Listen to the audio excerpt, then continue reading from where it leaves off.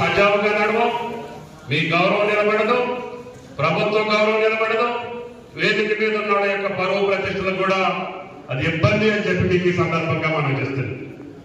కాబట్టి మన అందరం గౌరవంగా తలెత్తుకొని మన కష్టపడి రాష్ట్రాన్ని అధికారంలోకి తీసుకొచ్చి పార్లమెంట్ అభ్యర్థులకు భారీ మెజారిటీలు ఇచ్చి మీ ఎన్నిక వచ్చేసరికి మీరు అందరూ ఐక్యమత్యంగా దెబ్బలాడి ప్రతిపక్షానికి ఎక్కడా కూడా అవకాశం లేకుండా అన్ని స్థానాల్లో పార్టీ జెండా పట్టుకున్నటువంటి నాయకులు కార్యకర్తలు ఆ కుర్చీలో కూర్చోవాలనేది ప్రభుత్వం యొక్క ఆకాంక్ష, ఆశ.